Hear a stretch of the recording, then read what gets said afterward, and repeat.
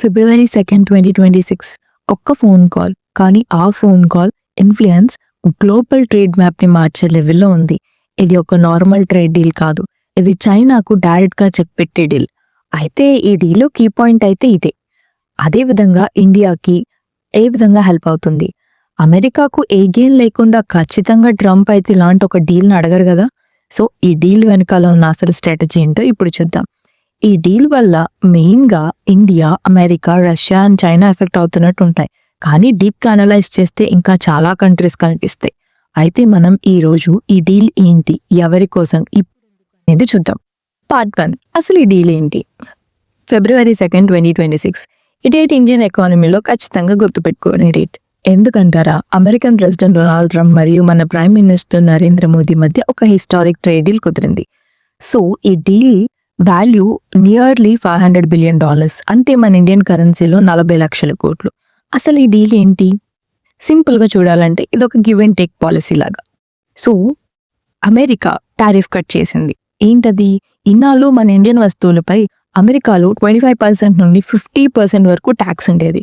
దాన్ని ఇప్పుడు ట్రంప్ కేవలం 18%కి తగ్గించడానికి ఒప్పుకున్నారు. సో ఇలా చూస్తే ఇది మన ఇండియన్ ఎక్స్పోర్టర్స్కి ఒక పెద్ద జాక్పాట్ అనే చెప్పుకోవచ్చు. అయితే మనం తీసుకుంటున్నామంటే తిరిగి ఏదోటి ఇవ్వాలి కదా, అదే ఇండియాస్ రిటర్న్ గిఫ్ట్. దీనికి ప్రతిఫలంగా ఇండియా కూడా అమెరికా వస్తువులపై టారిఫ్స్ని 0%కి తగ్గించడానికి, అదే విధంగా ట్రేడ్ అడ్డంకులు ఉన్న వాటిని తొలగించడానికి గ్రీన్ సిగ్నల్ ఇచ్చింది. అండ్ ఇది మాత్రమే కాదు, ఇండియా ఒక హ్యూజ్ పర్చేస్ కమిట్మెంట్ కూడా ఇచ్చింది. ఇండియా అమెరికా నుండి ఎనర్జీ, టెక్నాలజీ, అగ్రికల్చర్ మరియు డిఫెన్స్ రూపంలో నియర్లీ $500 బిలియన్ ని పర్చేస్ చేయడానికి కమిట్ అయింది. ఇప్పుడు చూడండి మనం ఎంత రిటర్న్ ఇస్తున్నామో అని. Part 2, sector analysis. ఈ డీల్ వల్ల ఎవరికి లాభం అని చూస్తే 2 కంట్రీస్లో గెయిన్ ఉండాలి. ఒక కంట్రీ మాత్రమే గెయిన్ అవుతుంది అంటే ఏ కంట్రీ కూడా ఇలాంటి డీల్స్ని యాక్సెప్ట్ చేయడానికి రెడీ అవ్వదు. సో అటు ఇండియా అండ్ అమెరికాలో కూడా గెయిన్స్ ఉన్నాయి. అయితే గెయిన్ అయ్యే సెక్టార్స్ని మనం చూద్దాం. ఫస్ట్ ఆఫ్ ఆల్ ఇండియాలో టెక్స్టైల్స్ అండ్ ఎపీరియల్స్. ఇన్నాళ్ళు బంగ్లాదేశ్, వియట్నాం వీటికి ట్యాక్స్ తక్కువ. సో అవి అమెరికన్ మార్కెట్లో ఖచ్చితంగా రూల్ చేసేది. అయితే ఇప్పుడు మన ట్యాక్స్ 18%కి పడిపోయింది. దాంతో మన బట్టలు ఇంకా అఫోర్డబుల్గా దొరుకుతాయి కాబట్టి మన ఇండియన్ ఎక్స్పోర్ట్స్ ఖచ్చితంగా ముందుకెళ్తాయి.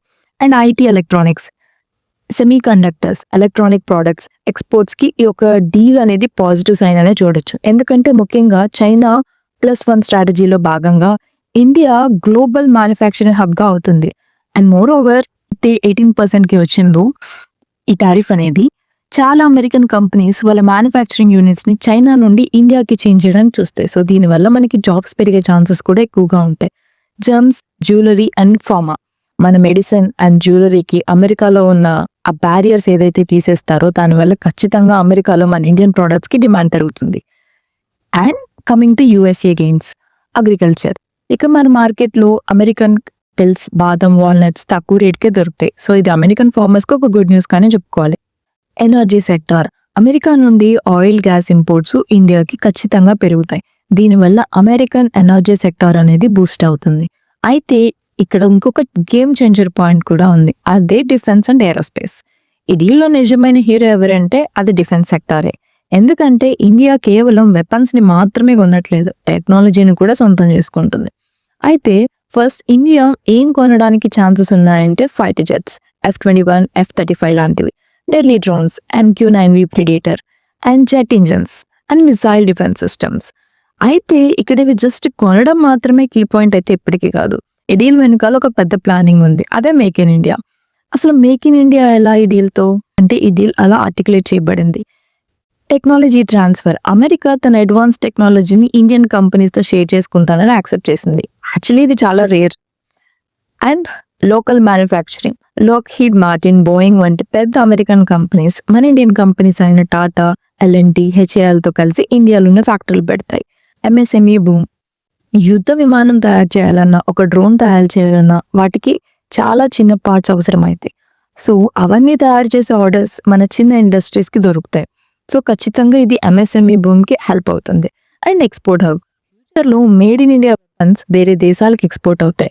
అంటే మనం బయర్ నుంచి సెల్లర్గా మారుతున్నామనే కదా. అయితే ఇప్పటి వరకు ఈ డీల్లో ఎవరు గెయిన్ అవుతారు, ఎందుకు ఈ డీల్ అనేది చూసాం. అసలు నిజమైన కీ పాయింట్ ఇక్కడే ఉంది. అసలు ఈ డీల్ అంతా జస్ట్ చైనా కోసమేనా? మేబీ ఈ డీల్ సడన్ గా ఎందుకు జరిగిందని అనుకుంటున్నారా? దీని వెనకాల ఒక 3 స్ట్రాంగ్ రీజన్స్ అయితే ఉన్నాయి. రీజన్ 1, చైనాకు చెక్ పెట్టడానికి. అమెరికా చైనా మధ్య ట్రేడ్ వార్ ఆల్రెడీ పీక్స్ లో ఉంది, మనందరికీ తెలుసు.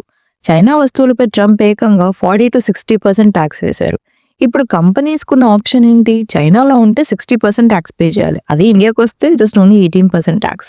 సో దీంతో పెద్ద కంపెనీలు లైక్ ఆపిల్, టెస్లా స్ట్రాటజికల్ గానే ఆలోచిస్తే they need profit.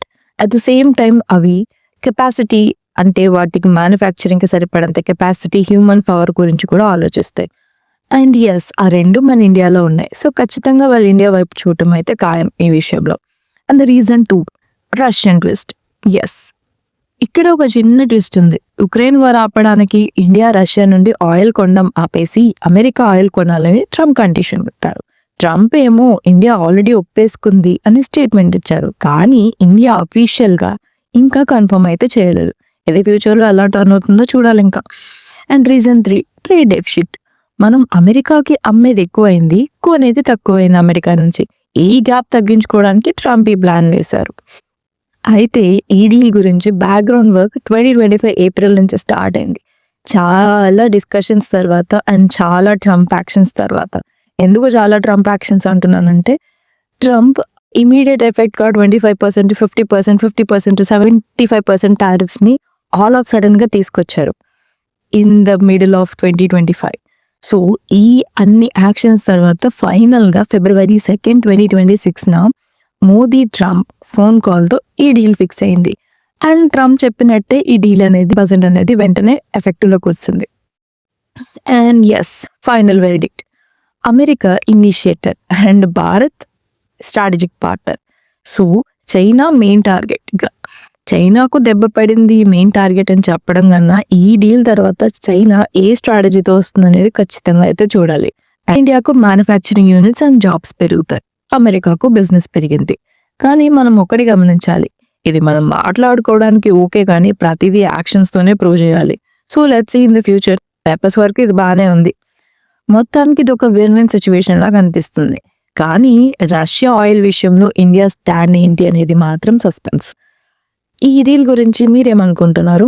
India Russia oil వదులుకోవడం కరెక్టేనా? మీ అభిప్రాయాన్ని కామెంట్ చేయండి. కంటెంట్ నచ్చితే సబ్స్క్రైబ్ చేసుకోవడం మర్చిపోవద్దు, ఎందుకంటే ఆల్గోరిథం నా ఫ్రెండ్ కాదు, మళ్ళీ నన్ను మీకు చూపించకపోవచ్చు. So please subscribe.